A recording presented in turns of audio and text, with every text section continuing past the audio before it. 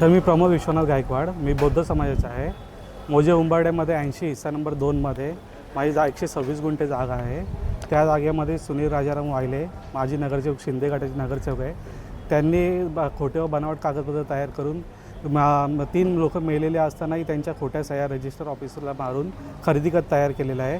त्या संदर्भात मी बाजारपेठ खडकपाडा पोलीस स्टेशन येथे गुन्हा ॲट्रॉसिटी अंतर्गत त्यांच्यावरती गुन्हा दाखल केला आहे।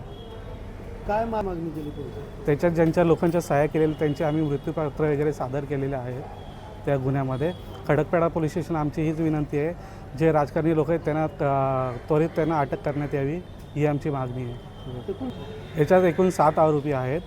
त्याच्यात निर्मला वाहिले, अलका वाहिले, सुनील वाहिले, किसन वाहिले, त्याच्यानंतर शिरीष दलवी, सुनील हरिचंदानी आणि जितू लालचंदानी हे 7 आरोपी, एकूण 7 आरोपी आहेत। त्याचे मैताचे काय कागद आहेत?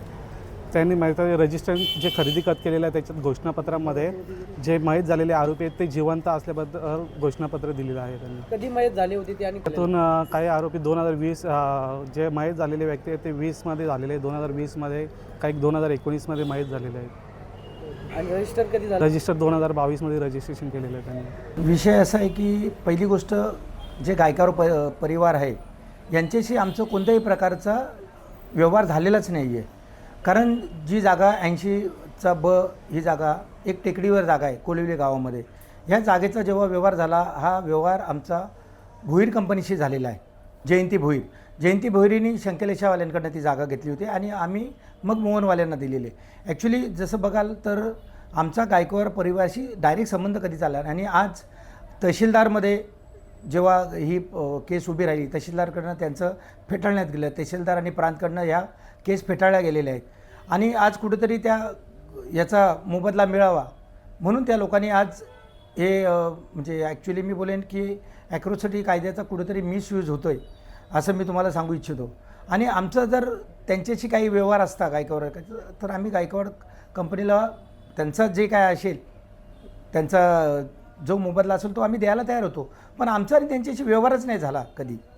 त्यामुळे ह्या कायद्यात त्यांनी जे काही केलं आहे ॲट्रॉसिटी आमच्यावर दाखल, माझ्या 2 वहिनी आहेत, माझा भाऊ एक 82 वर्षाचा आहे त्याच्यावर केलेली आहे आणि मोहन ग्रुपचा त्याच्याशी काही संबंध नाही। त्यांचा एकच सुनील हरजानी म्हणून आहे त्यांचा आहे आणि DM दळवींचा काही संबंध नाही, पण जाणून बुजून याच्यामध्ये सगळ्यांना आम्हाला गुंतवण्याचा प्रयत्न करण्यात आलेला आहे।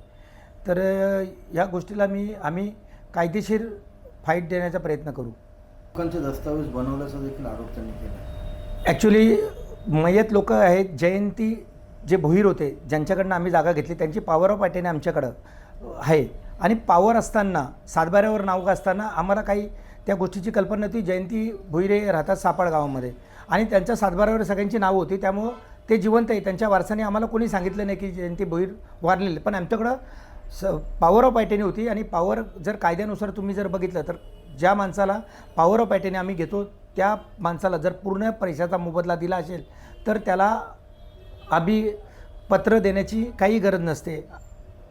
तर ह्या पत्राचा त्यांनी उल्लेख करून आमच्यावर जर कारवाई करायची असेल तर फक्त जयंती भोईर किंवा रजिस्टर ऑफिस यांना अधिकार आहे, असं कोणालाही अधिकार त्याच्याशी काही संबंध नाही। पण यांनी जाणून बुजून कुठेतरी मिसयूज करून आज त्यांचे वकील आहेत, या वकिलांनी सरळ गावमधनं त्यांची 80 वर्षाची जी ज्येष्ठ महिला आहे त्या महिलेला आणून कुठेतरी DCP साहेबांना एक दबावतंत्र आणून त्या महिलेच्या माध्यमातून हे ॲट्रॉसिटीचा गुन्हा दाखल केलेला आहे।